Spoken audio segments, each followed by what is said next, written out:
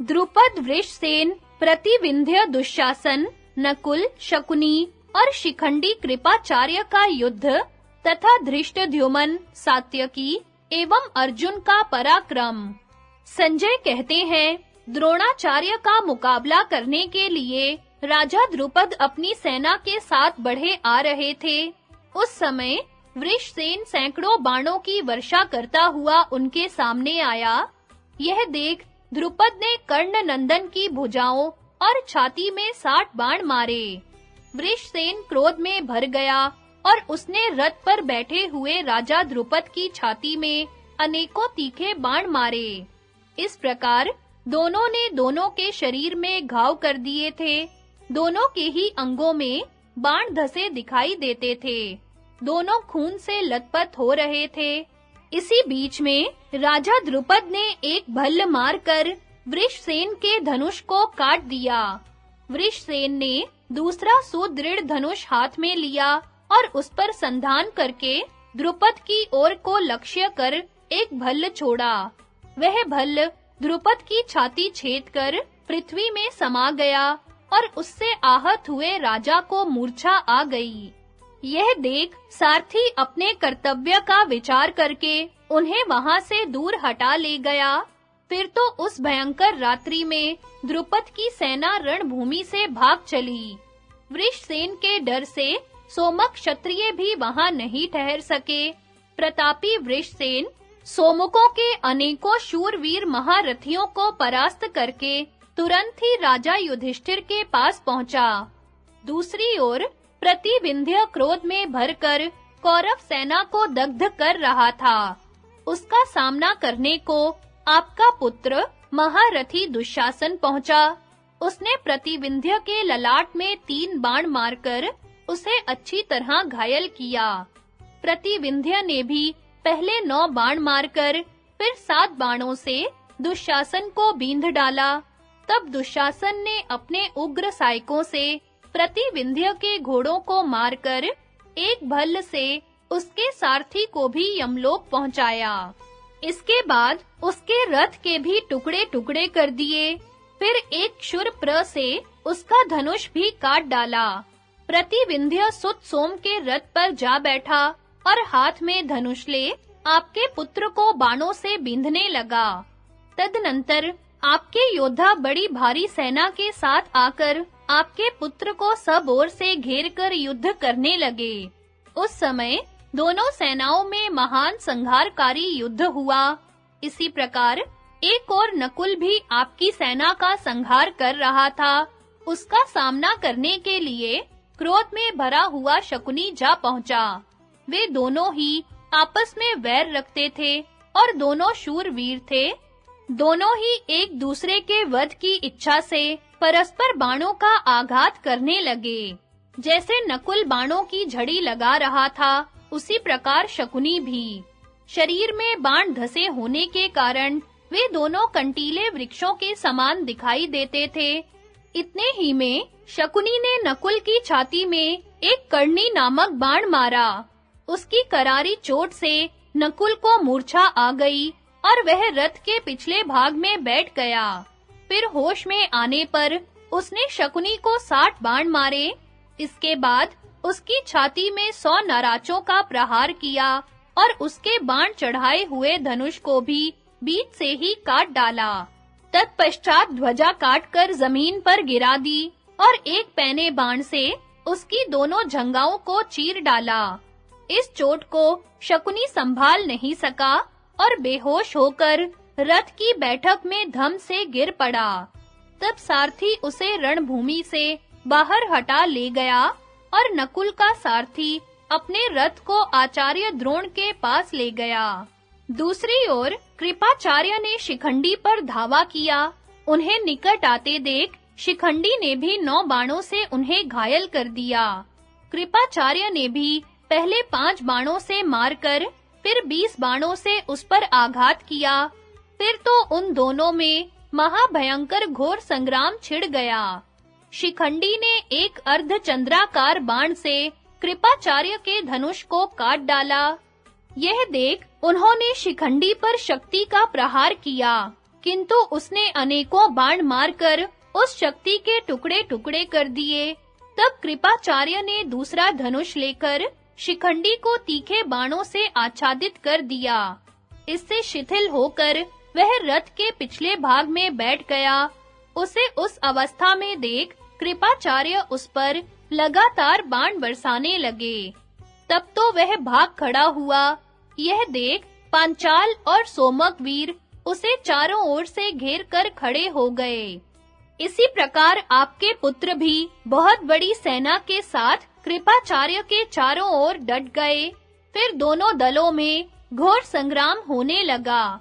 उस समय कोई अपने को भी नहीं पहचान पाते थे।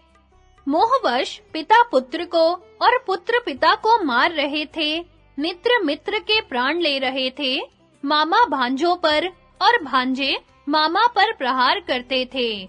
दोनों ही पक्ष के लोग स्वजनों पर भी हाथ साफ कर रहे थे। रात्रि के उस भयंकर युद्ध में कोई नियम नहीं, कोई मर्यादा नहीं रह गई थी। वह भयंकर युद्ध चल ही रहा था कि धृष्टद्युम्न ने भी द्रोण पर आक्रमण किया। वह बारंबार धनुष टंकारता हुआ द्रोण की ओर बढ़ने लगा। उसे आते देख पांडव और पांचाल योद्धा उसको चारों ओर से घेर कर खड़े हो गए। उसे इस प्रकार सुरक्षित देखकर आपके पुत्र भी बड़ी सावधानी के साथ आचार्य की रक्षा करने लगे। इसी बीच में धृष्टद्युम्न ने द्रोण की छाती में 5 बाण मारकर सिंहनाद किया। तदनंतर द्रोण का पक्ष ले कर्ण ने 10, अश्वत्थामा ने 5, स्वयं द्रोण ने 7, शल्य ने 10, दुशासन ने 3, दुर्योधन ने 20 और शकुनी ने 5 बाण मारकर धृष्टद्युम्न को बींध डाला। किंतु वह इससे तनिक भी विचलित नहीं हुआ। उसने उन 7 महारथियों को बाणों से घायल कर दिया। फिर द्रोण, अश्वत्थामा, कर्ण और आपके पुत्र को 3-3 बाणों से बींध डाला। तब उनमें से एक-एक महारथी ने धृष्टद्युम्न को पुनः 5-5 बाण मारे। फिर द्रुमसेन ने कुपित होकर पहले 1 बाण से, उसके बाद 3 सायकों से धृष्टद्युम्न को घायल किया। धृष्टद्युम्न ने भी उसे 3 बाण मारे। फिर एक भल्ल से उसके सिर को धड़ से अलग कर दिया। तदनंतर उसने उन महारथी योद्धाओं को भी अपने बाणों से आहत किया। फिर भल्ल मारकर कर्ण का धनुष काट दिया। कर्ण दूसरा धनुष लेकर धृष्टद्युम्न पर बाणों की वर्षा करने लगा। इस प्रकार कर्ण को क्रोध में भरा देख शेष 6 महारथियों ने धृष्टद्युम्न का वध करने की इच्छा से उसे तुरंत ही घेर लिया। इसी समय धृष्टद्युम्न को दुश्मनों के चंगुल में फंसा देख सात्यकी बाणों की झड़ी लगाता हुआ वहां आ पहुंचा। उस महान धनुर्धर को देखते ही कर्ण ने उस पर 10 बाण मारे। सात्यकी ने भी सब वीरों के देखते-देखते कर्ण को 10 बाणों से बींध डाला। तब कर्ण ने विपाट, कर्णी, नाराज, वत्सदंत और छुरों से सात्यकी को बींधकर पुनः सैकड़ों सायकों से उसे घायल किया। उस युद्ध में आपके पुत्र तथा कवचधारी कर्ण भी सात्यकी पर सब ओर से पैने बाणों का प्रहार करते थे, किंतु उसने अपने अस्त्रों से सबके बाणों का निवारण करके एक बाण से वृषसेन की छाती छेद डाली। उस चोट से मूर्छित होकर वृषसेन धनुष रथ पर छोड़ वहीं पर गिर पड़ा। फिर तो कर्ण सात्यकी को अपने सायकों से पीड़ित करने लगा। इसी प्रकार सात्यकी भी बारंबार कर्ण को बींधने लगा। इधर आपके योद्धा सात्यकी को मार डालने की इच्छा से उस पर तीखे बाणों की वृष्टि करने लगे।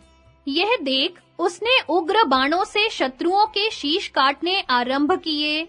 जब वह आपके वीरों का वध करने लगा, उस समय उनका करुण क्रंदन प्रेतों की चीत्कार के समान सुनाई पड़ता था। उस आर्त कोलाहल से सारी रणभूमि गूंज रही थी, जिससे वह रात बड़ी डरावनी मालूम होती थी। दुर्योधन ने देखा सात्यकी के बाणों से पीड़ित होकर मेरी संपूर्ण सेना इधर-उधर भाग रही है। उसने बड़े जोर से आर्तनाद भी सुना। तब सारथी से कहा, जहां यह कोलाहल हो रहा है, वहीं मेरा रथ ले चल। उसकी आज्ञा पाते ही सारथी ने घोड़ों को सात्यकी के रथ की ओर हाँक दिया। जो ही दुर्योधन निकट पहुंचा, सात्यकी ने 12 बाणों से उसे बींध डाला। दुर्योधन ने भी कुपित होकर सात्यकी को 10 बाणों से घायल किया। तब सात्यकी ने आपके पुत्र की छाती में 80 बाण मारे। फिर उसके घोड़ों को यमलोक पठाया। तत्पश्चात तुरंत ही सारथी को भी मार गिराया। इसके बाद एक भल्ल मारकर उसके धनुष को भी काट डाला। रथ और धनुष से हीन हो जाने पर दुर्योधन शीघ्र ही कृतवर्मा के रथ पर चढ़ गया। इस प्रकार जब दुर्योधन ने परास्त होकर पीठ दिखा दी, तो सात्यकी आधी रात में अपने बाणों से पुनः आपकी सेना को खदेड़ने लगा। दूसरी ओर शकुनी ने हजारों रथी, हाथी सवार और घुड़सवारों की सेना में अर्जुन के चारों ओर घेरा डाल दिया और उन पर नाना प्रकार के अस्त्र शस्त्रों की वर्षा आरंभ कर दी। वे सभी क्षत्रिय योद्धा काल की प्रेरणा से महान अस्त्र शस्त्रों की वृष्टि करते हुए अर्जुन के साथ युद्ध करने लगे। अर्जुन ने महान संहार मचाते हुए उन हजारों रथ, हाथी और घोड़ों की सेना को आगे बढ़ने से रोक दिया। तब शकुनी ने हंसते-हंसते अर्जुन को तीखे बाणों से बींध डाला और 100 बाणों से उनके महान रथ की प्रगति भी रोक दी। अर्जुन ने भी शकुनी को 20 तथा अन्य महारथियों को 3-3 बाण मारे। फिर शकुनी का धनुष काटकर उसके चारों घोड़ों को यमलोक भेज दिया। तब वह उस रथ से उतरकर उलूक के रथ पर जा चढ़ा। एक ही रथ पर बैठे हुए वे दोनों महारथी पिता पुत्र अर्जुन पर बाणों की झड़ी लगाने लगे। अर्जुन भी उन दोनों को तीखे बाणों से घायल कर सैकड़ों और हजारों साइकों की मार से आपकी सेना को खदेड़ने लगे। उस समय सब सेना तितर-बितर होकर चारों दिशाओं में भागने लगी। इस प्रकार उस युद्ध में आपकी सेना पर विजय पाकर श्री कृष्ण और अर्जुन बहुत प्रसन्न होकर अपना शंख बजाने लगे। उधर धृष्टद्युम्न ने 3 बाणों से आचार्य द्रोण को बींध डाला और उनके धनुष की प्रत्यंचा काट दी। द्रोण ने उस धनुष को रख दिया और दूसरा हाथ में लेकर धृष्टद्युम्न को 7 तथा उसके सारथी को 5 बाण मारे। किंतु धृष्टद्युम्न ने अपने बाणों से उन सब अस्त्रों का निवारण कर दिया और कौरव सेना का संहार करने लगा। देखते-देखते रणभूमि में रुधिर की नदी बहने लगी। इस प्रकार आपकी सेना की पराजय करके धृष्टद्युम्न तथा शिखंडी ने अपने द्रोण और कर्ण के द्वारा पांडव सेना का संहार तथा भयभीत हुए युधिष्ठिर की बात से श्री कृष्ण का घटोत्कच को कर्ण से युद्ध करने के लिए भेजना।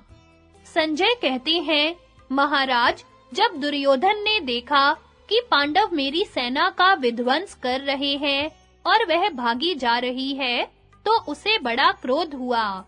वह सहसा द्रोणाचार्य और कर्ण के पास पहुंचा और अमर्ष में भरकर कहने लगा, इस समय पांडवों की सेना मेरी वाहिनी का विध्वंस कर रही है और आप दोनों उसे जीतने में समर्थ होकर भी असमर्थ की भांति तमाशा देखते हैं। यदि आप मुझे त्याग देना न चाहते हो, तो अब भी अपने योग्य पराक्रम करके युद्ध कीजिए। यह उपालंभ सुनकर वे दोनों वीर पांडवों का सामना करने के लिए बढ़े। इसी प्रकार पांडव भी अपनी सेना के साथ बारंबार गर्जना करते हुए इन दोनों पर टूट पड़े। उस समय द्रोणाचार्य ने क्रोध में भरकर 10 बाणों से सात्यकी को बींध डाला। साथ ही कर्ण ने 10, आपके पुत्र ने 7, वृषसेन ने 10 और शकुनी ने 7 बाण मारे। उधर द्रोणाचार्य को पांडव सेना का संहार करते देख सोमक क्षत्रिय तुरंत वहां पहुंचे और सब ओर से द्रोणाचार्य पर बाण बरसाने लगे। आचार्य द्रोण भी चारों ओर बाणों की झड़ी लगाकर क्षत्रियों के प्राण लेने लगे। उनकी मार से पीड़ित हो पांचाल योद्धा एक दूसरे की ओर देखकर आर्त चीत्कार मचा रहे थे। कोई पिता को छोड़कर भागे, कोई पुत्रों को, किसी को अपने सगे भाई, मामा और भांजों की भी सुध न रही। मित्र, संबंधी और बंधु बांधवों को छोड़-छोड़कर सब लोग तेजी के साथ भाग चले। सबको अपने-अपने प्राणों की लगी हुई थी। श्री कृष्ण, अर्जुन, भीमसेन, युधिष्ठिर तथा नकुल सहदेव देखते ही रह गए और उनकी सेना द्रोण के प्रहार से पीड़ित हो जलती हुई हजारों मशाले फेंक-फेंक कर उस रात में भाग चली। सब ओर अंधकार का राज्य था, कुछ भी सूझ नहीं पड़ता था। केवल कौरव सेना के दीपकों के प्रकाश से शत्रु भागते हुए दिखाई देते थे। महारथी द्रोण और कर्ण भागती हुई सेना को भी पीछे से बाण बरसाकर मार रहे थे। यह सब देखकर भगवान श्री कृष्ण ने कहा, अर्जुन, द्रोण और कर्ण ने धृष्टद्युम्न और सात्यकी को तथा संपूर्ण पांचाल योद्धाओं को भी अपने बाणों से घायल कर डाला है। इनकी बाण वर्षा से तुम्हारे महारथियों के पैर उखड़ गए हैं। अब सेना रोकने से भी नहीं रुकती। अर्जुन से इस प्रकार कहने के पश्चात भगवान कृष्ण और अर्जुन दोनों ने सैनिकों से कहा, पांडव सेना के शूरवीरों, तुम भयभीत होकर भागो मत, भय को अपने हृदय से निकाल दो। हम लोग अभी व्यूह रचकर द्रोण और कर्ण को दंड देने का प्रयत्न करते हैं। श्री कृष्ण और अर्जुन इस प्रकार बात कर ही रहे थे कि भयंकर कर्म करने वाले भीमसेन अपनी सेना को लौटाकर शीघ्र ही वहां आ पहुंचे। उन्हें आते देख जनार्दन ने पुनः अर्जुन से कहा, पांडुनंदन, यह देखो, सोमक और पांचाल योद्धाओं को साथ लिए भीमसेन बड़े वेग से द्रोण और कर्ण की ओर बढ़े जा रहे हैं। अब सेना को धैर्य बंधाने के लिए तुम भी इनके साथ होकर युद्ध करो। तदनंतर अर्जुन और श्री कृष्ण द्रोण और कर्ण के पास जाकर सेना के अग्रभाग में खड़े हो गए। फिर युधिष्ठिर की बड़ी भारी सेना भी लौट आई। द्रोण और कर्ण ने पुनः शत्रुओं का संहार आरंभ किया। दोनों ओर की सेनाओं में घमासान युद्ध होने लगा। उस समय आपके सैनिक भी हाथों से मशाले फेंक-फेंक कर उन्मत्त की भांति पांडवों के साथ युद्ध करने लगे। चारों ओर अंधकार और धूल छा रही थी। जैसे स्वयंवर में राजा लोग अपना नाम बोलकर परिचय देते हैं, उसी प्रकार वहां प्रहार करने वाले योद्धाओं के मुख से उनके नाम सुनाई पड़ते थे।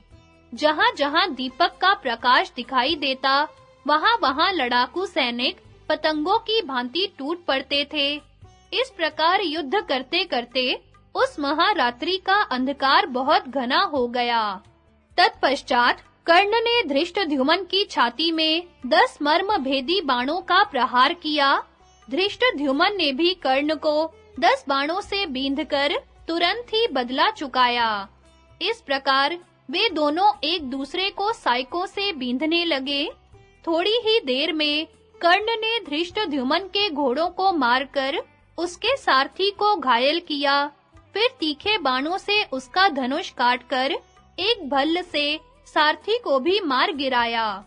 तब धृष्टद्युम्न ने एक भयंकर परिघ के प्रहार से कर्ण के घोड़ों को पीस डाला। फिर पैदल ही युधिष्ठिर की सेना में जाकर सहदेव के रथ पर बैठ गया।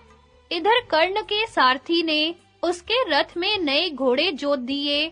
अब कर्ण पुनः पंचाल महारथियों को अपने बाणों से पीड़ित करने लगा। अतः वह सेना भयभीत होकर रण से भाग गई। उस समय पांचाल और सृंजय इतने डर गए थे कि पत्ता खड़कने पर भी उन्हें कर्ण के आ जाने का संदेह होता था।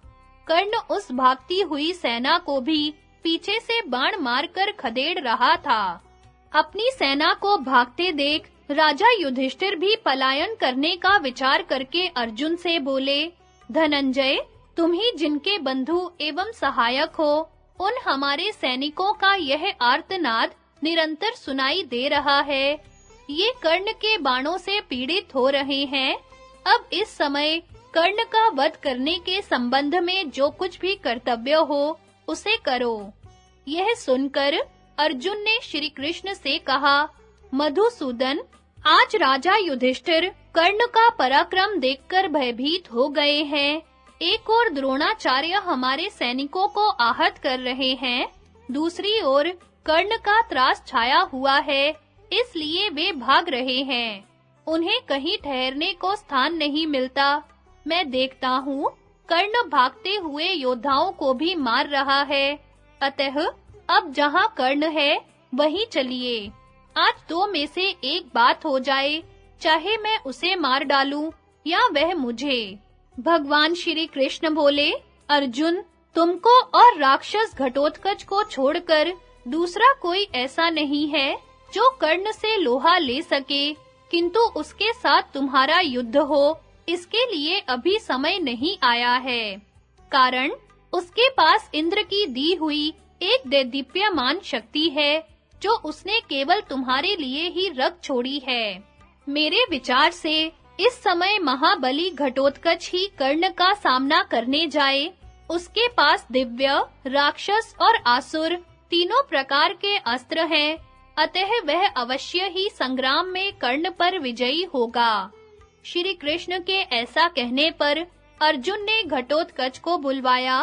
वह कवच, धनुष, बाण और तलवार आदि से सुसज्जित होकर उनके सामने उपस्थित हुआ और श्री कृष्ण तथा अर्जुन को प्रणाम करके श्री कृष्ण की ओर देखते हुए बोला, मैं सेवा में उपस्थित हूँ, आज्ञा कीजिए, कौन सा काम करूं? भगवान ने हंसकर कहा, बेटा घटोत्कच, मैं जो कहता हूँ सुनो। आज तुम्हारे पराक्रम दिखाने का समय आया है। यह काम दूसरे के किए नहीं हो सकता, क्योंकि तुम्हारे पास कई प्रकार के अस्त्र हैं, राक्षसी माया तो है ही। हिडिंबा नंदन, देखते हो ना, जैसे चरवाहा गौओं को हाँकता है, उसी प्रकार कर्ण आज पांडव सेना को खदेड़ रहा है। वह इस दल के प्रधान क्षत्रियों को मारे डालता है। उसके बाणों से पीड़ित होकर हमारे सैनिक कहीं ठहर नहीं पाते, मैदान से भाग जाते हैं। इस प्रकार कर्ण संहार में प्रवृत्त हुआ है। इसे रोकने वाला तुम्हारे सिवा दूसरा कोई नहीं दिखाई देता। इस समय तुम्हारा बल असीम है और तुम्हारी माया दुस्तर, क्योंकि रात्रि के समय राक्षसों का बल बहुत बढ़ जाता है। उनके पराक्रम की कोई सीमा नहीं रहती। शत्रु उन्हें दबा नहीं सकते। इस आधी रात में तुम अपनी माया फैलाकर महान धनुर्धर कर्ण को मार डालो, फिर धृष्टद्युम्न आदि वीर द्रोण का भी वध कर डालेंगे। भगवान की बात समाप्त होने पर अर्जुन ने भी घटोत्कच से कहा, बेटा, मैं तुमको, सात्यकी को तथा भैया भीमसेन को ही अपनी सेना के प्रधान वीर मानता हूँ। इस रात में तुम कर्ण के साथ द्वय रथ युद्ध करो। महारथी सात्यकी पीछे से तुम्हारी रक्षा करेंगे। सात्यकी की सहायता लेकर तुम शूरवीर कर्ण को मार डालो। घटोत्कच बोला, भारत, मैं अकेला ही कर्ण, द्रोण तथा अन्य क्षत्रिय वीरों के लिए काफी हूँ। आज रात में मैं सूत पुत्र के साथ ऐसा युद्ध करूंगा, जिसकी चर्चा जब तक यह पृथ्वी रहेगी तब तक लोग करते रहेंगे। आज मैं राक्षस धर्म का आश्रय लेकर संपूर्ण कौरव सेना का संहार करूंगा, किसी को जीता नहीं छोड़ूंगा। ऐसा कहकर महाबाहु घटोत्कच तुम्हारी सेना को भयभीत करता हुआ कर्ण की ओर बढ़ा। कर्ण ने भी हंसते-हंसते उसका सामना किया। फिर तो गर्जना करते हुए उन दोनों वीरों में घोर संग्राम। घटोत्कच के हाथ से अलम्बुश द्वितीय का वध तथा कर्ण और घटोत्कच का घोर युद्ध। संजय कहते हैं, महाराज, दुर्योधन ने जब देखा कि घटोत्कच कर्ण का वध करने की इच्छा से उसके रथ की ओर बढ़ा आ रहा है, तो उसने दुशासन से कहा, भाई, संग्राम में कर्ण को पराक्रम करते देख यह राक्षस उस पर बड़े वेग से धावा कर रहा है। तुम बड़ी भारी सेना के साथ वहां जाकर इसे रोको और कर्ण की रक्षा करो। दुर्योधन यह कह ही रहा था कि जटासुर का पुत्र अलम्बुश उसके पास आकर बोला, दुर्योधन, यदि तुम आज्ञा दो तो मैं तुम्हारे प्रसिद्ध शत्रुओं को उनके अनुगामियों सहित मार डालना चाहता हूँ। मेरे पिता का नाम था जटासुर, वे समस्त राक्षसों के नेता थे। अभी कुछ ही दिन हुए इन नीच पांडवों ने उन्हें मार डाला है। मैं इसका बदला चुकाना चाहता हूँ। तुम इस काम के लिए मुझे आज्ञा दो। यह सुनकर दुर्योधन को बड़ी प्रसन्नता हुई। उसने कहा, अलम्बुश, शत्रुओं को जीतने के लिए तो द्रोण और कर्ण आदि के साथ मैं ही बहुत हूँ। तुम तो मेरी आज्ञा से क्रूर कर्म करने वाले घटोत्कच का ही नाश करो। तथास्तु कहकर अलम्बुश ने घटोत्कच को युद्ध के लिए ललकारा और उसके ऊपर नाना प्रकार के शस्त्रों की वर्षा आरंभ कर दी। किंतु घटोत्कच अकेला ही अलम्बुश, कर्ण और कौरवों की दूस्तर सेना को रौंदने लगा। उसकी माया का बल देखकर अलम्बुश ने घटोत्कच पर नाना प्रकार के सायक समूहों की झड़ी लगा दी और अपने बाणों से पांडव सेना को मार भगाया। इसी प्रकार घटोत्कच के बाणों से क्षत विक्षत होकर आपकी सेना भी हजारों मशाले फेंक-फेंक कर भागने लगी। तदनंतर अलम्बुश ने क्रोध में भरकर घटोत्कच को 10 बाण मारे। उसने भी भयंकर गर्जना करते हुए अलम्बुश के घोड़ों और सारथी को मारकर उसके आयुधों के भी टुकड़े-टुकड़े कर डाले। फिर तो अलम्बुश क्रोध में भर गया और उसने घटोत्कच को बड़े जोर से मुक्का मारा। मुक्के की चोट से घटोत्कच कांप उठा। फिर उसने भी अलम्बुश को मुक्के से मारा और उसे भूमि पर पटककर दोनों कोहनियों से रगड़ने लगा। अलम्बुश ने किसी प्रकार अपने को घटोत्कच के चंगुल से छुड़ाया और उसे भी जमीन पर पटककर रोष के साथ रगड़ना आरंभ किया। इस प्रकार दोनों महाकाय राक्षस गरजते हुए लड़ रहे थे। उनमें बड़ा रोमांचकारी युद्ध हो रहा था। वे दोनों बड़े पराक्रमी और मायावी थे और माया बल में एक दूसरे से अपनी विशेषता दिखाते हुए युद्ध कर रहे थे। एक आग बनकर प्रकट होता तो दूसरा समुद्र, एक को नाग बनते देख दूसरा गरुड़ हो जाता। इसी प्रकार कभी मेघ और आंधी, कभी पर्वत और वज्र तथा कभी हाथी और सिंह बनकर प्रकट होते थे। एक सूर्य का रूप बनाता तो दूसरा राहु बनकर उसको ग्रसने आ जाता। इस तरह एक दूसरे को मार डालने की इच्छा से दोनों ही सैकड़ों मायाओं की सृष्टि करते थे। उनके युद्ध का ढंग बड़ा ही विचित्र था। वे परिग, गदा, प्रास, मुग्दर, पट्टिश, मूसल और पर्वत शिखरों से परस्पर प्रहार करते थे। उनकी माया शक्ति बहुत बड़ी थी, इसलिए वे कभी 2 घुड़सवार बनकर लड़ते, तो कभी 2 हाथी सवारों के रूप में युद्ध करते थे। कभी 2 पैदलों के रूप में ही वे दोनों लड़ते देखे जाते थे। इसी बीच में अलम्बुश को मार डालने की इच्छा से घटोत्कच ऊपर को उछला और बाज की भांति झपटकर उसने अलम्बुश को पकड़ लिया। फिर उसे ऊपर को उठाकर भूमि पर पटक दिया और तलवार निकालकर उसने उसके भयंकर मस्तक को काट डाला। खून से भरे हुए उस मस्तक को लिए घटोत्कच दुर्योधन के पास गया और उसे उसके रथ में फेंककर बोला, ये है तेरा सहायक बंधु, इसे मैंने मार डाला। देख लिया ना इसका पराक्रम, अब तो अपनी तथा कर्ण की भी यही दशा देखेगा। यह कहकर घटोत्कच तीखे बाणों की वर्षा करता हुआ कर्ण की ओर चला। उस समय मनुष्य और राक्षस में अत्यंत भयंकर और आश्चर्यजनक युद्ध होने लगा। धृतराष्ट्र ने पूछा, संजय, आधी रात के समय जब कर्ण और घटोत्कच का सामना हुआ, उस समय उन दोनों में किस प्रकार युद्ध हुआ? उस राक्षस का रूप कैसा था? उसके रथ, घोड़े और अस्त्र-शस्त्र कैसे थे? संजय ने कहा, घटोत्कच का शरीर बहुत बड़ा था, उसका मुंह तांबे जैसा और आंखें सुर्ख रंग की थी।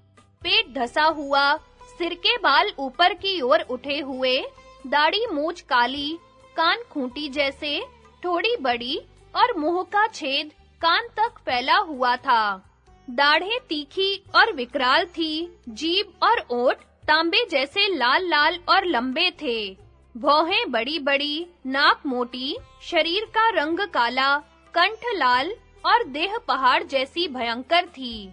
भुजाएं विशाल थी, मस्तक का घेरा बड़ा था, उसकी आकृति बेडौल थी। शरीर का चमड़ा कड़ा था, सिर का ऊपरी भाग केवल बढ़ा हुआ मांस का पिंड था। उस पर बाल नहीं उगे थे। उसकी नाभि छिपी हुई और नितंब का भाग मोटा था। भुजाओं में भुजबंद आदि आभूषण शोभा पाते थे। मस्तक पर सोने का चमचमाता हुआ मुकुट, कानों में कुंडल और गले में सुवर्णमयी माला थी। उसने कांसे का बना हुआ चमकता सा कवच पहन रखा था। उसका रथ भी बहुत बड़ा था। उस पर चारों ओर से रीछ का चमड़ा मड़ा हुआ था। उसकी लंबाई और चौड़ाई 400 हाथ थी। सभी प्रकार के श्रेष्ठ आयुध उस पर रखे हुए थे। उसके ऊपर ध्वजा फहराती थी। 8 पहियों से वह रथ चलता था। उसकी घरघराहट मेघ की गंभीर गर्जना को भी मात करती थी। उस रथ में 100 घोड़े जुटे हुए थे, जो बड़े ही भयंकर, इच्छानुसार रूप बनाने वाले तथा मन चाहे वेग से चलने वाले थे। विरूपाक्ष नामक राक्षस उसका सारथी था, जिसके मुख और कुंडलों से दीप्ति बरस रही थी। वह घोड़ों की बागडोर पकड़कर उन्हें काबू में रखता था। ऐसे रथ पर सवार घटोत्कच को आते देख कर्ण ने बड़े अभिमान के साथ आगे बढ़कर तुरंत ही उसे रोका। फिर दोनों ने अत्यंत वेगशाली धनुष लेकर एक दूसरे को घायल करते हुए बाणों से आच्छादित कर दिया। दोनों ही दोनों को शक्ति और सायकों से घायल करने लगे। वह रात्रि युद्ध इतनी देर तक चलता रहा, मानो 1 वर्ष बीत गया हो। इतने में ही कर्ण ने दिव्य अस्त्रों को प्रकट किया। यह देख घटोत्कच ने राक्षसी माया फैलाई।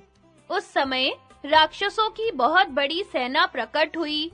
किसी के हाथ में शूल था, तो किसी के हाथ में मुग्दर, किसी ने शिला की चट्टानें ले रखी थी और किसी ने वृक्ष। उस सेना से घिरा हुआ घटोत्कच जब महान धनुष लेकर आगे बढ़ा, तो उसे देखकर संपूर्ण नरेश व्यथित हो उठे। इसी समय घटोत्कच ने भीषण सिंहनाद किया। उसे सुनकर हाथियों का मल मूत्र निकलने लगा। मनुष्यों को तो बड़ी व्यथा हुई। तदनंतर सब ओर पत्थरों की भयंकर वर्षा होने लगी। आधी रात के समय राक्षसों का बल बढ़ा हुआ था। उनके छोड़े हुए लोहे के चक्र, भुशुंडी, शक्ति, तोमर, शूल, शतघ्नी और पट्टिश आदि अस्त्र शस्त्रों की वृष्टि हो रही थी। महाराज, उस अत्यंत उग्र और भयंकर युद्ध को देखकर आपके पुत्र और सैनिक व्यथित होकर रणभूमि से भाग चले। केवल अभिमानी कर्ण ही वहां डटा रहा। उसे तनिक भी व्यथा नहीं हुई। उसने अपने बाणों से घटोत्कच की रची हुई माया का संहार कर डाला। जब माया नष्ट हो गई, तो घटोत्कच बड़े अमर्ष में भरकर घोर बाणों का प्रहार करने लगा। वे बाण कर्ण का शरीर छेद कर पृथ्वी में समा गए। तब कर्ण ने 10 बाण मारकर घटोत्कच को बींध डाला। उनसे उसके मर्म स्थानों को बड़ी चोट पहुंची और कुपित होकर उसने एक दिव्य चक्र हाथ में ले लिया तथा उसे कर्ण के ऊपर दे मारा। परंतु कर्ण के बाणों से टुकड़े-टुकड़े होकर वह चक्र भाग्यहीन के संकल्प की भांति सफल हुए बिना ही नष्ट हो गया। अब तो घटोत्कच के क्रोध का ठिकाना न रहा। उसने बाणों की वर्षा करके कर्ण को ढक दिया। सूत पुत्र ने भी अपने सायकों से तुरंत ही घटोत्कच के रथ को आच्छादित कर दिया। तब घटोत्कच ने कर्ण पर एक गदा घुमाकर फेंकी, किंतु कर्ण ने उसे बाणों से काट गिराया। यह देख घटोत्कच उड़कर आकाश में चला गया और वहां से कर्ण पर वृक्षों की वर्षा करने लगा। कर्ण भी नीचे से ही बाण छोड़कर उस मायावी राक्षस को बींधने लगा। उसने राक्षस के सभी घोड़ों को मारकर उसके रथ के भी सैकड़ों टुकड़े कर डाले। उस समय घटोत्कच के शरीर में 2 अंगुल भी ऐसा स्थान नहीं बचा था जहां बाण न लगा हो। उसने अपने दिव्य अस्त्र से कर्ण के दिव्य अस्त्रों को काट डाला और उसके साथ माया पूर्वक युद्ध करने लगा। वह आकाश में अदृश्य होकर बाण छोड़ रहा था। उसके बाण भी दिखाई नहीं देते थे। वह माया से सबको मोहित सा करता हुआ विचरने लगा और माया के ही बल से बड़े भयंकर एवं अशुभ मोह बनाकर कर्ण के दिव्य अस्त्र निगल गया। फिर वह धैर्यहीन एवं उत्साह शून्य सा होकर सैकड़ों टुकड़ों में कटकर गिरता दिखाई देने लगा। इससे उसे मरा हुआ समझकर कौरवों के प्रमुख वीर गर्जना करने लगे। इतने ही में वह कई नए-नए शरीर धारण कर सभी दिशाओं में दिख पड़ने लगा। देखते ही देखते उसके सैकड़ों मस्तक और सैकड़ों पेट हो गए। फिर शरीर बढ़ाकर वह मैनाक पर्वत सा दिखने लगा। थोड़ी ही देर में उसकी शक्ल अंगूठे के बराबर हो गई। फिर समुद्र की उत्ताल तरंगों की भांति उछलकर वह कभी ऊपर और कभी इधर-उधर होने लगा। एक ही क्षण में पृथ्वी फाड़कर पानी में डूब जाता और पुनः ऊपर आकर अन्यत्र दिखाई पड़ता था। इसके बाद आकाश से उतरकर वह पुनः अपने सुवर्ण मंडित रथ पर जा बैठा। फिर माया के ही प्रभाव से पृथ्वी, आकाश और दिशाओं में घूमकर कवच से सुसज्जित हो कर्ण के रथ के पास आकर बोला, सूत पुत्र, खड़ा रहना। अब तू मुझसे जीवित बचकर कहाँ जाएगा? आज मैं इस समरांगण में तेरा युद्ध का शौक पूरा कर दूंगा। ऐसा कहकर वह राक्षस पुनः आकाश में उड़ गया और कर्ण के ऊपर रथ के धुरे के समान स्थूल बाणों की वर्षा करने लगा। उसकी बाण वर्षा को दूर से ही कर्ण ने काट गिराया। इस प्रकार अपनी माया को नष्ट हुई देख घटोत्कच पुनः अदृश्य होकर नूतन माया की सृष्टि करने लगा। एक ही क्षण में वह एक बहुत ऊंचा पर्वत बन गया और उससे पानी के झरने की भांति शूल, प्रास, तलवार और मूसल आदि अस्त्र शस्त्रों की वृष्टि होने लगी। किंतु कर्ण को इससे तनिक भी भय नहीं हुआ। उसने मुस्कुराते हुए दिव्य अस्त्र प्रकट किए। उस अस्त्र का स्पर्श होते ही उस पर्वतराज का नाम निशान भी नहीं रह गया। इतने ही में वह राक्षस इंद्रधनुष सहित मेघ बनकर उमड़ आया और सूत पुत्र पर पत्थरों की वर्षा करने लगा। किंतु कर्ण ने वायव्य अस्त्र का संधान करके उस काले मेघ को फौरन उड़ा दिया।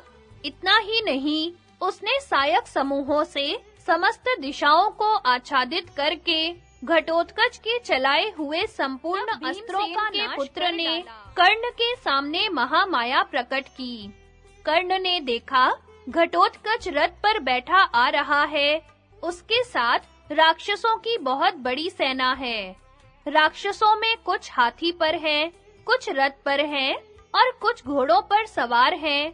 उनके पास नाना प्रकार के अस्त्र शस्त्र और कवच दिखाई देते हैं। घटोत्कच ने निकट आते ही कर्ण को 5 बाण मारकर बींध डाला और सब राजाओं को भयभीत करता हुआ भैरव स्वर से गर्जना करने लगा। फिर उसने अंजलिक नामक बाण के प्रहार से कर्ण का धनुष काट डाला। तब कर्ण दूसरा धनुष हाथ में ले आकाशचारी राक्षसों की ओर बाण मारने लगा। इससे उन्हें बड़ी पीड़ा हुई। घोड़े, सारथी तथा हाथी के सहित संपूर्ण राक्षस कर्ण के हाथ से मारे गए। उस समय पांडव पक्ष के हजारों क्षत्रिय योद्धाओं में राक्षस घटोत्कच को छोड़ दूसरा कोई कर्ण की ओर आंख उठाकर देख भी नहीं सकता था। घटोत्कच क्रोध से जल उठा, उसकी आंखों से चिंगारियां छूटने लगी। उसने हाथ से हाथ मलकर ओंठ को दांतों तले दबाया और पुनः माया के बल से दूसरे रथ का निर्माण किया। उसमें हाथी के समान मोटे ताजे तथा पिशाचों जैसे मुख वाले गधे जोते गए। उस रथ पर बैठकर वह कर्ण के सामने आया और उसने उसके ऊपर एक भयंकर अश्नि का प्रहार किया। कर्ण ने अपना धनुष रथ पर रख दिया और कूदकर उस अश्नि को हाथ से पकड़ लिया। फिर उसने उसे घटोत्कच पर ही चला दिया। घटोत्कच तो रथ से कूदकर दूर जा खड़ा हुआ, किंतु उस अश्नि के तेज से गधे, सारथी तथा ध्वजा सहित उसका रथ जलकर भस्म हो गया। फिर वह अश्नि पृथ्वी में समा गई। कर्ण का यह पराक्रम देखकर देवता भी आश्चर्य करने लगे। संपूर्ण प्राणियों ने उसकी प्रशंसा की। पूर्वोक्त पराक्रम करके कर्ण अपने रथ पर जा बैठा और पुनः राक्षस सेना पर बाण बरसाने लगा। अब घटोत्कच गंधर्व नगर के समान पुनः अदृश्य हो गया और माया से कर्ण के दिव्य अस्त्रों का नाश करने लगा। तो भी कर्ण ने अपना धैर्य नहीं खोया। उस राक्षस के साथ उसने युद्ध जारी ही रखा। तदनंतर क्रोध में भरे हुए घटोत्कच ने अपने अनेकों स्वरूप बनाए और कौरव महारथियों को भयभीत कर दिया।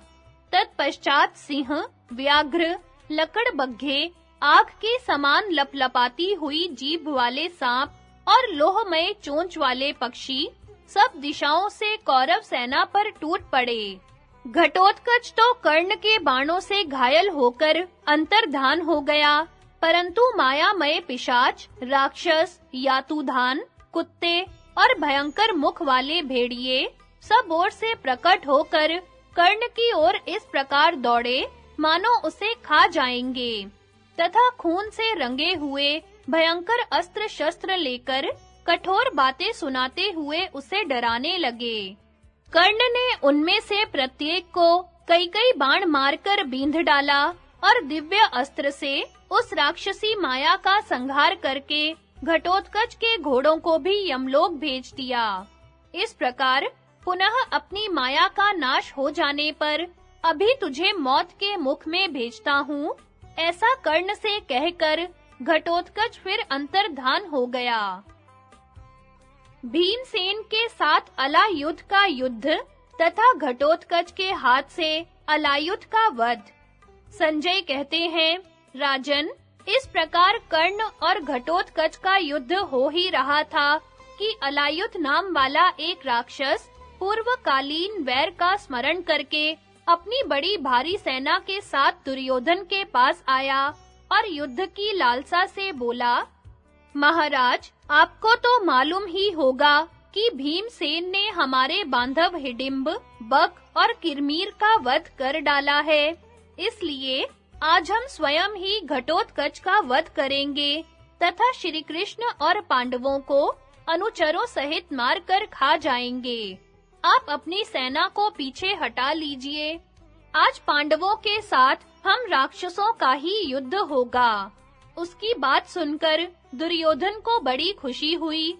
उसने अपने बंधुओं के साथ ही उससे कहा, भाई, तुम्हें तो तुम्हारी सेना सहित आगे रखेंगे और साथ रहकर हम स्वयं भी शत्रुओं के साथ लड़ेंगे। मेरे योद्धाओं के हृदय में वैर की आग जल रही है, वे चैन से बैठेंगे नहीं।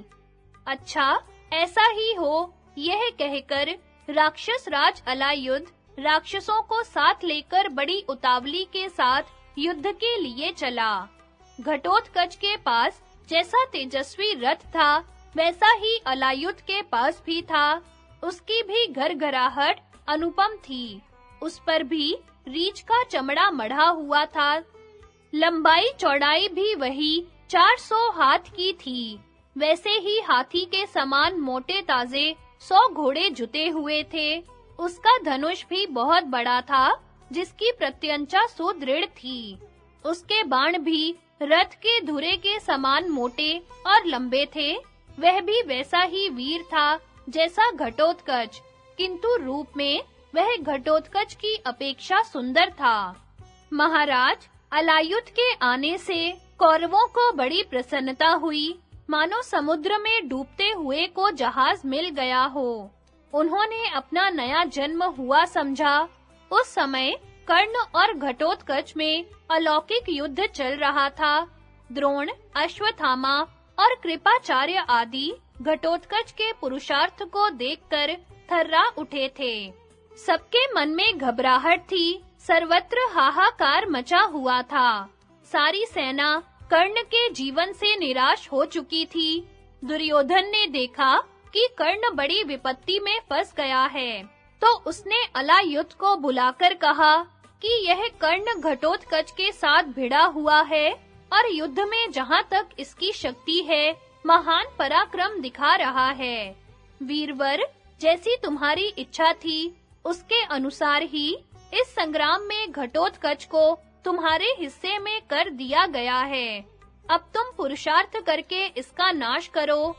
यह पापी अपने माया बल का आश्रय लेकर पहले ही कहीं कर्ण को मार न डाले, इसका ख्याल रखना। दुर्योधन के ऐसा कहने पर अलायुध ने बहुत अच्छा कहकर घटोत्कच पर धावा किया। भीमसेन के पुत्र ने जब अपने शत्रु को सामने आते देखा, तो कर्ण को छोड़ दिया और उसी को बाणों के प्रहार से पीड़ित करने लगा। फिर दोनों राक्षस क्रोध में भरकर एक दूसरे से भिड़ गए। भीमसेन ने देखा कि घटोत्कच अलायुध के चंगुल में फंस गया है, तो वे अपने तेजस्वी रथ पर बैठे बाण वृष्टि करते हुए वहां आ पहुंचे। यह देख अलायुध ने घटोत्कच को छोड़कर भीमसेन को ललकारा और उसके साथी राक्षस भी अनेक प्रकार के अस्त्र शस्त्र लेकर भीमसेन पर ही टूट पड़े। जब बहुत से राक्षस बाणों से बिंधने लगे, तो महाबली भीम ने भी प्रत्येक को 5-5 तीखे बाण मारकर घायल कर दिया। भीम के साथ युद्ध करने वाले क्रूर राक्षस उनकी मार से पीड़ित हो भयंकर चीत्कार करते हुए दसों दिशाओं में भागने लगे। यह देख अलायुध भीमसेन की ओर बड़े वेग से दौड़ा और उन पर बाणों की वृष्टि करने लगा। उसने भीमसेन के छोड़े हुए कितने ही बाण काट डाले और कितनों को ही हाथ में पकड़ लिया। भीम ने पुनः उसके ऊपर बाण बरसाए, किंतु उसने अपने तीखे सायकों से मारकर उन्हें भी पुनः व्यर्थ कर डाला। फिर उसने भीम के धनुष के भी टुकड़े-टुकड़े कर दिए, घोड़ों और सारथी का भी काम तमाम कर दिया। घोड़ों और सारथी के मर जाने पर भीमसेन ने रथ से उतरकर भयंकर गर्जना की और उस राक्षस पर बड़ी भारी गदा का प्रहार किया। अलायुध ने भी गदा से ही उस गदा को मार गिराया। तब भीम ने दूसरी गदा हाथ में ली और उस राक्षस के साथ उनका तुमुल युद्ध होने लगा। उस समय एक दूसरे पर गदा के आघात से जो भयंकर शब्द होता था, उससे पृथ्वी कांप उठती थी। थोड़ी ही देर में गदा फेंककर दोनों मुक्के मारते हुए लड़ने लगे। उनके मुक्कों के आघात से बिजली के कड़कने की सी आवाज होती थी। इस तरह युद्ध करते-करते दोनों अत्यंत क्रोध में भर गए और रथ के पहिए, जुए, धुरे तथा अन्य उपकरणों में से जो भी निकट दिखाई देता था, उसे ही उठा-उठाकर एक दूसरे को मारने लगे। दोनों के शरीर से रक्त की धारा बह रही थी। भगवान श्री कृष्ण ने जब यह अवस्था देखी, तो उन्होंने भीमसेन की रक्षा के लिए घटोत्कच से कहा, महाबाहो, देखो, तुम्हारे सामने ही सब सेना के देखते-देखते अलायुध ने भीम को अपने चंगुल में फंसा लिया है। इसलिए पहले राक्षस राज अलायुध का ही वध करो, फिर कर्ण को मारना। श्री कृष्ण की बात सुनकर घटोत्कच कर्ण को छोड़ अलायुध से ही जा भिड़ा। फिर तो उस रात्रि के समय उन दोनों राक्षसों में तुमुल युद्ध होने लगा। अलायुध क्रोध में भरा हुआ था। उसने एक बहुत बड़ा परिघ लेकर घटोत्कच के मस्तक पर दे मारा। उससे घटोत्कच को तनिक मूर्छा सी आ गई, किंतु उस बलवान ने अपने को संभाल लिया और अलायुध के ऊपर एक बहुत बड़ी गदा चलाई। वेग से फेंकी हुई उस गदा ने अलायुध के घोड़े, सारथी और रथ का चूर्ण बना डाला। अलायुध राक्षसी माया का आश्रय ले उछलकर आकाश में उड़ गया। उसके ऊपर जाते ही खून की वर्षा होने लगी। आकाश में मेघों की काली घटा छा गई, बिजली चमकने लगी, कड़ाके की आवाज के साथ वज्रपात होने लगा। उस महासमर में बड़े जोर की कड़कड़ाहट फैल गई। उसकी माया देखकर घटोत्कच भी आकाश में उड़ गया और दूसरी माया रचकर उसने अलायुध की माया का नाश कर दिया। यह देख अलायुध घटोत्कच के ऊपर पत्थरों की वर्षा करने लगा, किंतु घटोत्कच ने अपने बाणों की बौछार से उन पत्थरों को नष्ट कर डाला। फिर दोनों ही दोनों पर नाना प्रकार के आयुधों की वर्षा करने लगे। लोहे के परिक, शूल, गदा, मूसल, मुदगर, पिनाक, तलवार, तोमर, प्रास, कंपन, नाराज, भाला, बाण, चक्र, फरसा, लोहे की गोलियां, भिंदीपाल, गोशीर्ष और उलूखन आदि अस्त्र शस्त्रों से तथा पृथ्वी से उखाड़े हुए शमी, बरगद, पाकर, पीपल और सेमर आदि बड़े-बड़े वृक्षों से वे परस्पर प्रहार करने लगे। नाना प्रकार के पर्वतों के शिखर लेकर भी वे एक दूसरे को मारते थे।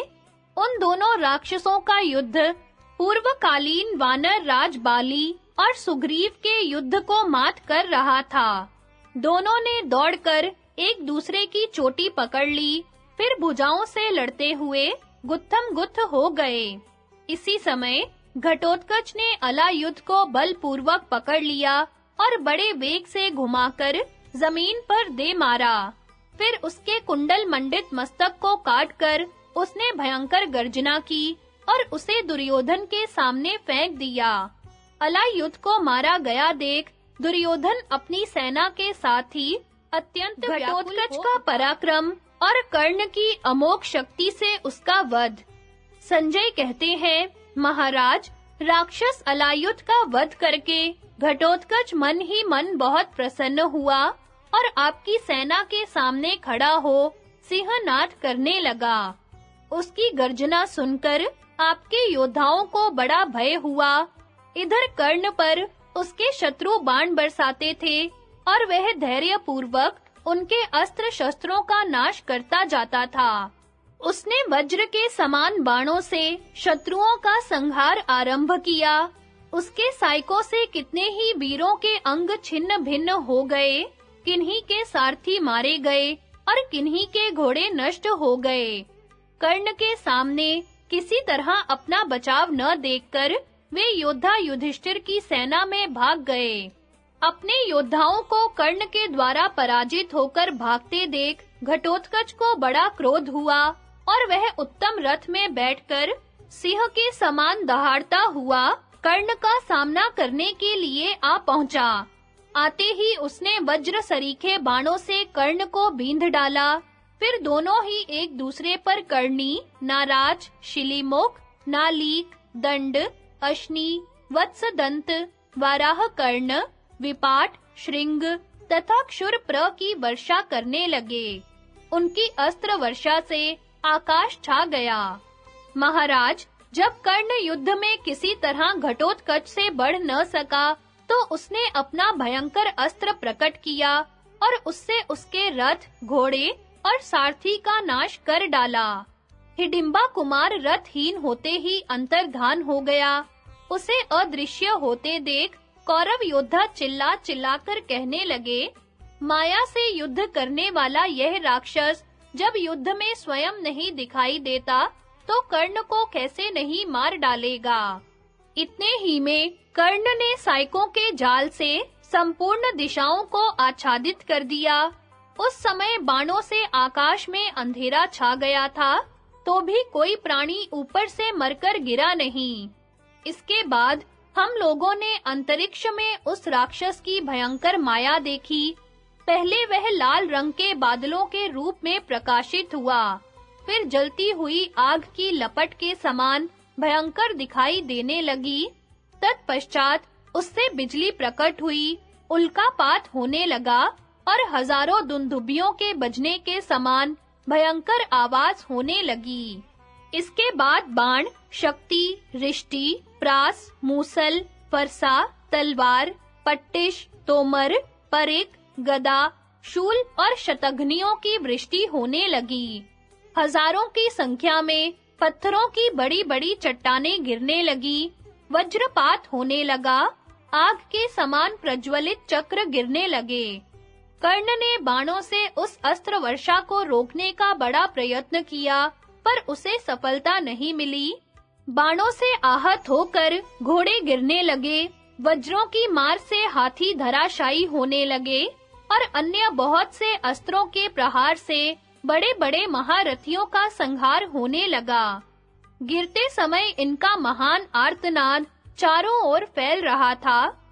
घटोत्कच के छोड़े हुए नाना प्रकार के भयंकर अस्त्रों शस्त्रों से आहत होकर दुर्योधन के सैनिक बड़ी घबराहट के साथ इधर-उधर भाग रहे थे। सब ओर हाहाकार मचा था, सभी लोग विषाद मग्न और भयभीत हो गए थे। उस समय आपके पुत्र की सेना पर भयंकर मोह छा रहा था। कितने ही शूरवीरों की आंतें छितरा गई थी, उनके मस्तक कट गए थे और सारे अंग छिन्न-भिन्न हो रहे थे। इस दशा में वे रणभूमि में पड़े हुए थे। जगह-जगह चट्टानों से कुचले हुए घोड़े और हाथी दिखाई देते थे, रथ चकनाचूर हो गए थे। उस समय काल की प्रेरणा से क्षत्रियों का विनाश हो रहा था। समस्त कौरव योद्धा घायल होकर भागते हुए चिल्ला-चिल्लाकर कह रहे थे, कौरवों, भागो, यह सेना नहीं है। इंद्र आदि देवता पांडवों का पक्ष लेकर हमारा नाश कर रहे हैं। इस प्रकार जब कौरव विपत्ति के महासागर में डूब रहे थे, उस समय सूत पुत्र कर्ण ने ही द्वीप बनकर उनकी रक्षा की। वह सारी शस्त्र वर्षा को अपनी छाती पर झेलता हुआ अकेला ही मैदान में डटा रहा।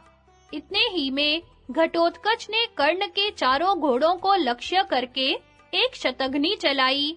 उसके प्रहार से घोड़ों ने धरती पर घुटने टेक दिए। उनके दांत गिर गए, आंखें और जीभें बाहर निकल आईं, फिर वे निष्प्राण होकर गिर पड़े।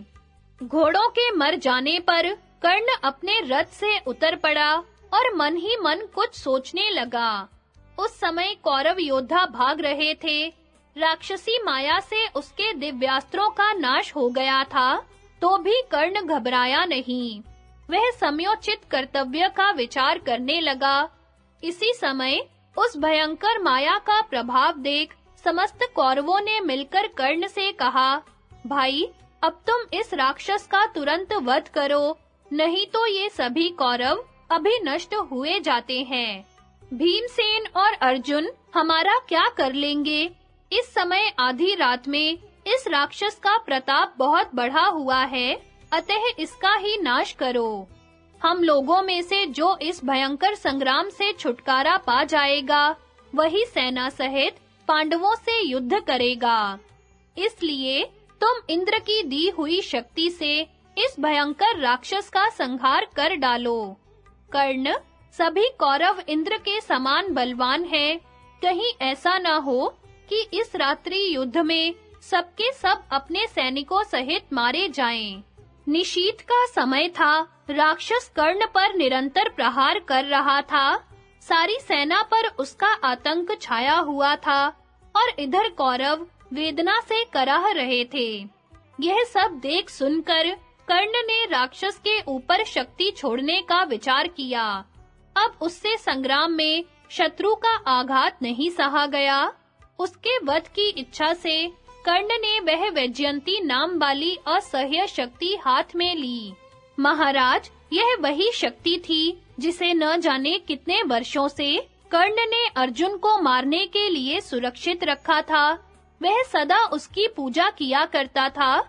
मृत्यु की सगी बहन अथवा लपलपाती हुई काल की जिह्वा के समान वह शक्ति कर्ण ने घटोत्कच के ऊपर चला दी। उसे देखते ही राक्षस भयभीत हो गया और विंध्याचल के समान विशाल शरीर धारण कर वहां से भागा। रात्रि में प्रज्वलित होती हुई उस शक्ति ने राक्षस की सारी माया भस्म करके उसकी छाती में गहरी चोट की और उसे विदीर्ण करके ऊपर नक्षत्र मंडल में समा गई। घटोत्कच भैरव नाद करता हुआ अपने प्यारे प्राणों से हाथ धो बैठा। उस समय शक्ति के प्रहार से उसके मर्मस्थल विदीर्ण हो गए थे, तो भी शत्रुओं का नाश करने के लिए उसने आश्चर्यजनक रूप धारण किया। उसने अपना शरीर पर्वत के समान बना लिया। इसके बाद वह नीचे गिरा। यद्यपि मर गया था, तो भी उसने अपने पर्वताकार शरीर से कौरव सेना के एक भाग का संहार कर डाला। उसकी देह के नीचे एक अक्षौहिणी सेना दबकर मर गई। इस प्रकार मरते-मरते भी उसने पांडवों का हित साधन किया। माया नष्ट हुई और राक्षस मारा गया। यह देखकर कौरव योद्धा हर्षनाद करने लगे। साथ ही शंख, भेरी, ढोल और नगाड़े भी बज उठे। कर्ण की प्रशंसा होने लगी और दुर्योधन के रथ में बैठकर उसने अपनी सेना में प्रवेश किया।